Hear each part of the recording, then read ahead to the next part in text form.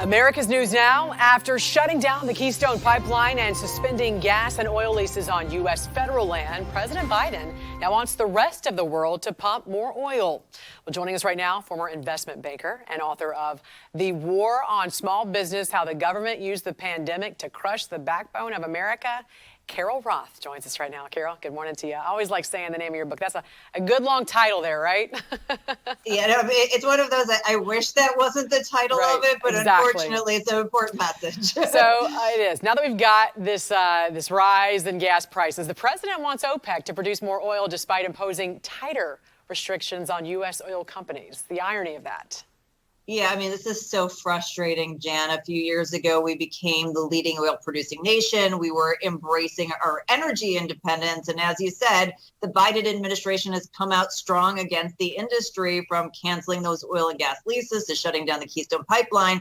And now we are begging other nations for more oil. And if you're somebody who believes in a green agenda, I'm pretty sure we all share a planet, and that we take more environmental care here in terms of oil production than they do in other countries around the world. So this has devastated workers and what's a very high-paying industry. We're seeing gas prices going up, and it just seems like we are living in bizarro world. Yeah, it was really, was that interesting to you too when that came out, that press release, and he's speaking about that?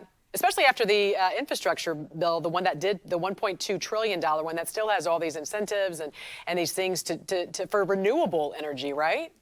Yeah, no, it's just extremely frustrating because we have the power to not go out and beg a cartel to produce more. And here we are in that position. At the same time, we're pushing this green agenda. I mean, as I said, frustrating is the only word I can come up with. Carol, let's talk about inflation. How about it? Because we always talk about the consumer price index, but you don't often hear about the producer price index. It's gone up 7.8% since last year, the largest advance since that 12-month data was first calculated in 2010. So first, what does that mean, and how does that translate to how much more we could be paying in the future?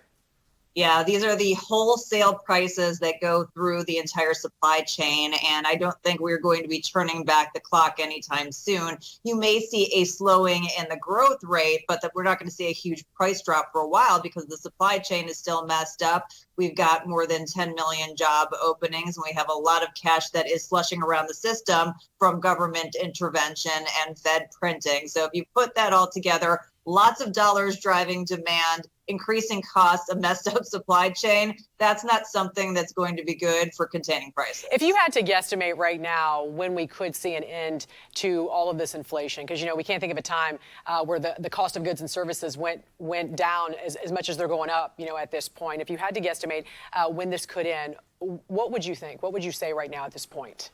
So the Fed likes to kind of track a 2% rate. That's their target inflation rate. And I don't think we're going to see that for years and years. It could be in 12 to 18 months where we get to maybe like a 3 or 3.5 rate, but that's still hot based on the projections of where they think the economy should be on a sort of general price growth level. Very quickly, there are at least 10 million job openings in the country right now. As you mentioned, what is it going to take to get people back to work?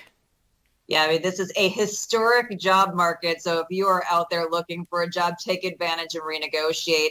If you're a business, remote work and flexibility in work, if you can offer it, obviously you can't if you're like a restaurant, but if you can, that's something that's really important to employees. And I also encourage businesses to think outside of the box, maybe do something like partner with one of the many organizations who helps train the formerly incarcerated to come back into the workforce. You know, that way you might find a really great candidate that you may have otherwise skipped over and somebody who really appreciates the opportunity. That's a good idea. All right, Carol, great to talk to you as always.